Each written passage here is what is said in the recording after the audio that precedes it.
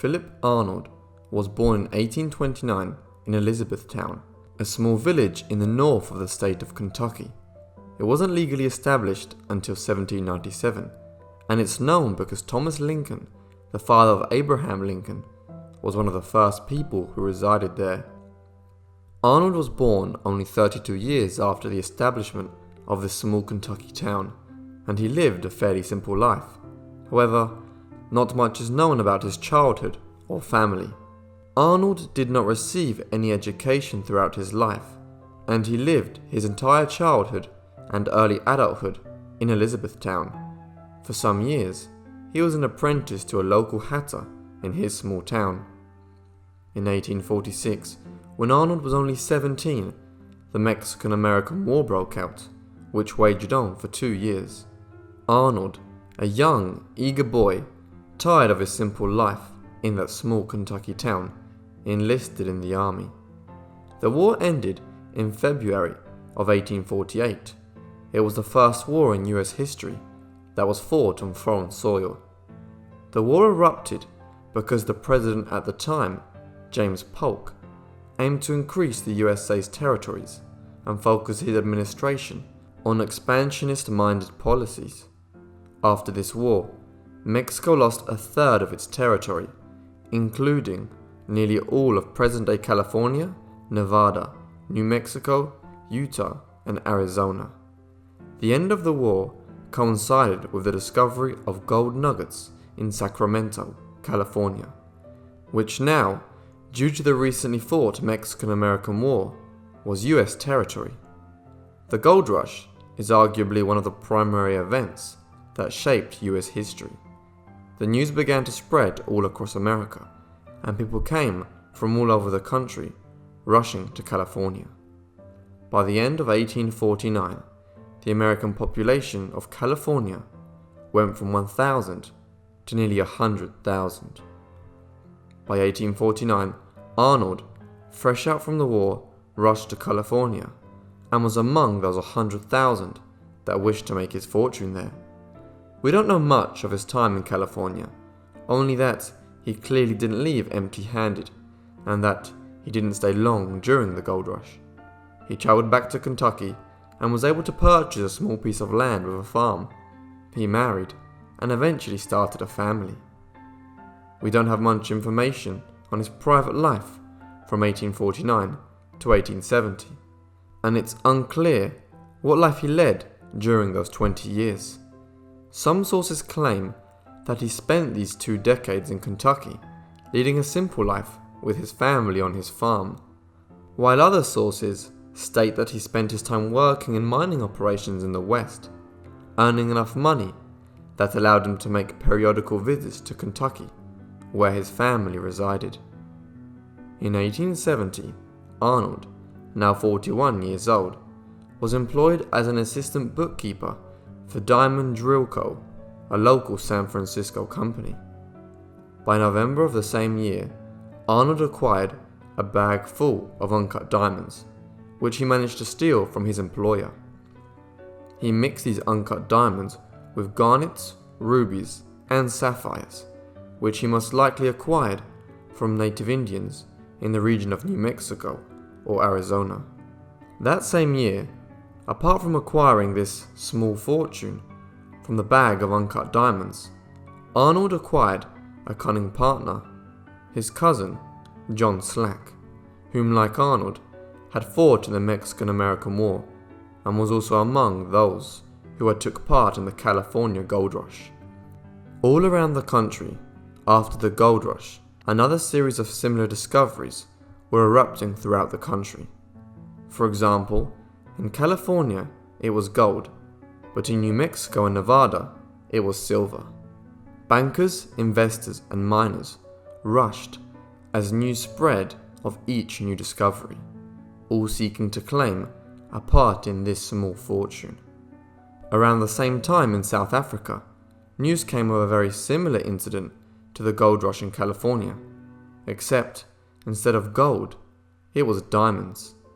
Greedy dreamers were soon out looking for diamonds and precious stones in New Mexico and Arizona, hoping to have the same luck and fortune. This frenzy that struck in the minds of people was the perfect circumstance for Arnold and Slack to sweep in and pull off what would be known as the Great Diamond Hoax. In the months that followed, Arnold and Slack perfected their plan. Slack, the more introverted character, played the role of the brains behind the hoax, formulating and calculating each move, while Arnold, the more cunning of the two, had the role of charming their unsuspecting victims into buying into the hoax. The pair's first target was George D. Roberts, a prominent Californian businessman. He was in the type of business that was very shady, as there's no records as to how he managed to gather such a fortune. Roberts was a key player in this intricate piece by the cousins, and he didn't even know it. The cousins used him in order to get business connections to increase the success of their great hoax. They relied on one simple yet perfect strategy. They created a lie or illusion, and thanks to this, Roberts helped them to convince the world. It began one late night in 1871. Arnold and Slack turned up to Roberts' San Francisco office, looking tired as if returning from a long journey.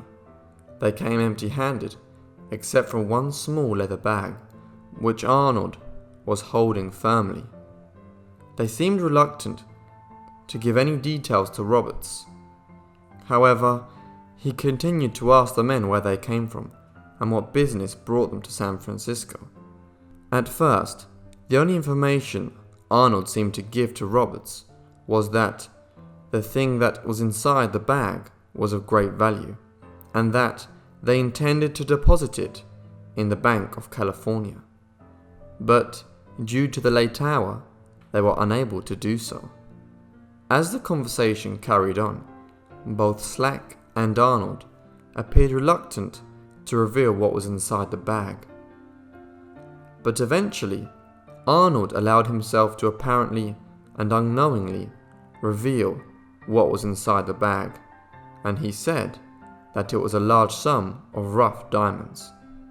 As the conversation continued, Roberts was affected by the diamond frenzy that had struck the minds of many at that time. Although the details Arnold and Slack revealed were vague at best, they were enough to convince Roberts to act. Arnold, a charming liar, had an intuitive sense as to how Roberts would react to each word he said.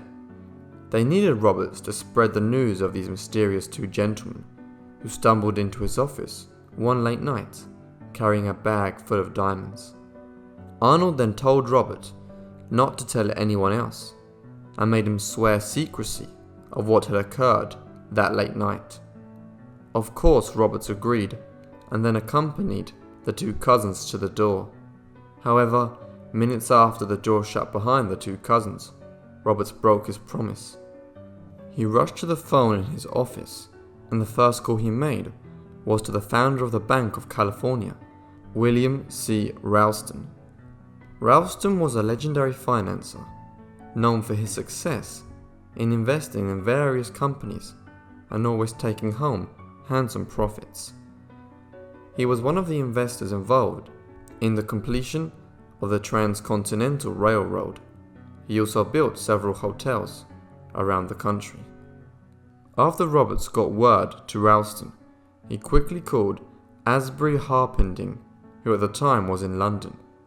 Harpending swallowed the bait just as easily as Roberts, and as soon as he heard of the news, he rushed back to America.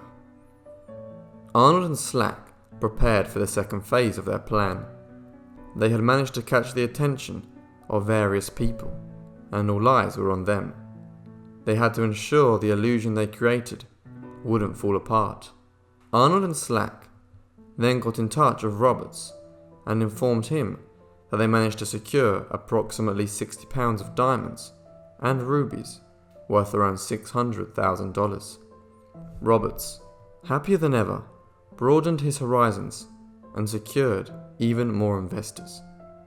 Meanwhile, This group of entrepreneurs that Roberts secured were thinking of a way to get the two naive miners out of the picture by buying their interests. Initially, Arnold and Slack appeared reluctant to sell their part, all with the intent to further convince the businessmen of the legitimacy of this hoax. Slack finally came forward with a counter-offer of $100,000 for his share. He asked for the first half in advance, and the second after the pair made what they claimed was the third visit to the diamond mine. In July of 1871, with the $50,000, the pair headed off to England to secure uncut gems. Eventually, they secured a $20,000 worth of rough diamonds and rubies from a London merchant. Upon their return to San Francisco that same summer, Arnold and Slack contacted the investors and promised to make one last visit to the mine and return with no less than a couple $millions worth in diamonds, which they would provide as an insurance policy for the entrepreneurs as a guarantee for their investment. The pair told Harpending to meet them at the train station in Lathrop, California, apparently as they made their way back from the mine. Harpending later described the encounter to a local California newspaper. Both were travel-stained and weather-beaten, and had the general appearance of having gone through much hardship and privation. Slack was asleep, but Arnold sat grimly erect like a vigilant old soldier with a rifle by his side. At the station, Arnold and Slack handed a bag of diamonds to Harpending, who in turn handed them the receipt and closed the deal with the pair. Harpending then travelled to New York to meet with the other investors. Once they were all together, they emptied the bag's contents and admired the pile of rubies and diamonds that lay before them. However, they were not that easily fooled, so they got in contact with a New York City jeweler for the appraisal of the diamonds before they invested any more money. Harpending and some other investors hired a corporate lawyer to handle the protection of their interests, Samuel Barlow, a close friend to Ralston. The group met on October 1871 at Barlow's New York City home to witness the appraisal. Accompanying them were other important contacts who were keen to invest. With all the gentlemen present, the New York City jeweler began his appraisal. Once he finished the preliminary investigation, he assured the gentlemen that these diamonds held an enormous value. At that precise moment, he couldn't say exactly how much, but he said in 48 hours he would have an exact number. The jeweler returned and concluded that the diamonds that Arnold and Slack had acquired only for $20,000 were worth $150,000, completely overestimating their true value. He concluded that the entire sack was worth at least $1.5 million. When the news got back to Arnold, he couldn't believe how he had managed to fool the country's most famous jeweler. Arnold, now convinced that his hoax had been successful, pressed the investors for another $100,000 and rushed back to London to secure more uncut diamonds. This time he purchased more, as he knew that he had to fool Henry Janin, a well-known mining engineer of this so-called diamond field.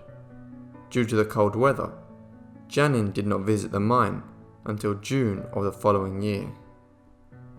On June 4th, 1872, after a tiresome and confusing 4-day journey on horseback, led by the pair, they finally reached the so-called mine.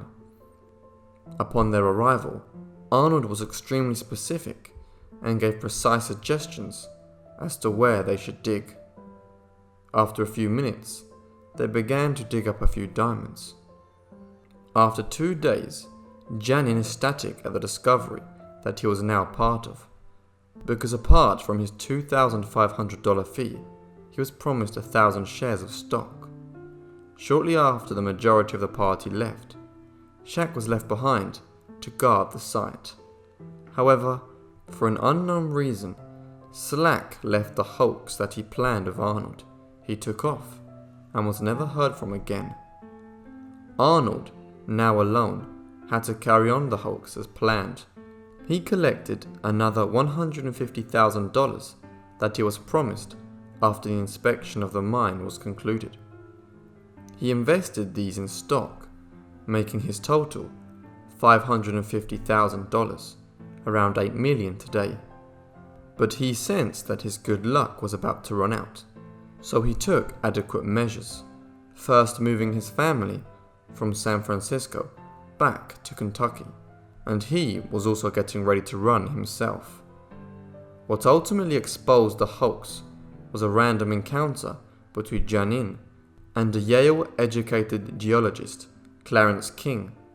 After a brief conversation with Janine, the geologist decided to see for himself the so-called diamond field that had provoked such a frenzy.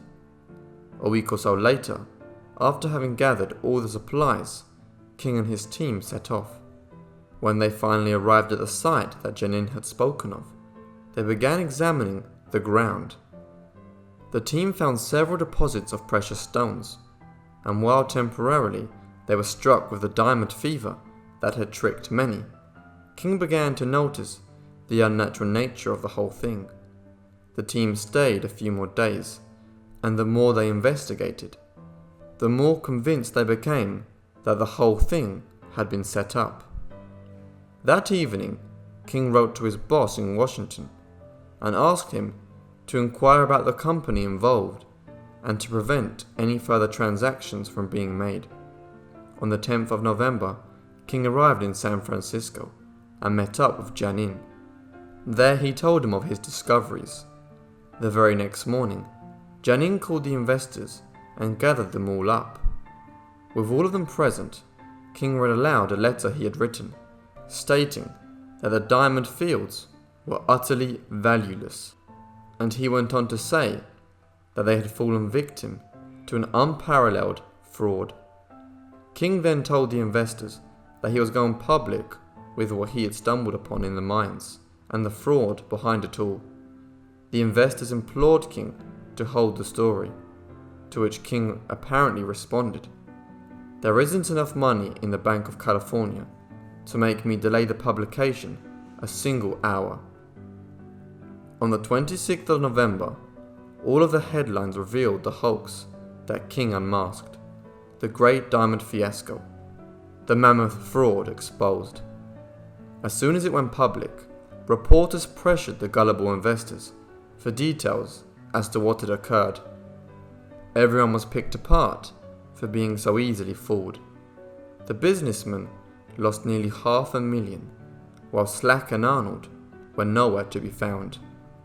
John Slack was assumed to have fled the country or to have died shortly after the visit with Janine to the fields. As for Arnold, it is said that he bought a property in his hometown in July of 1872 under his wife's name. Both Arnold and Slack were charged for fraud, but the investors didn't follow through with the accusations in order to avoid further embarrassment. Arnold did, however, have to settle in court for $150,000. In 1873, Arnold became a banker in Elizabethtown. However, in 1878, he got into a quarrel with a fellow banker. The incident grew violent, and he was left with a gunshot wound to the shoulder. He made a slow recovery, but 6 months later, he contracted pneumonia, and at the age of 49, he died. Thank you everyone for watching this video on Philip Arnold and the Diamond Hoax. I hope you enjoyed it. Any suggestions, please leave it in the comments or better in my email. That's all from me, and I'll see all of you in the next Forgotten Lives. Thanks.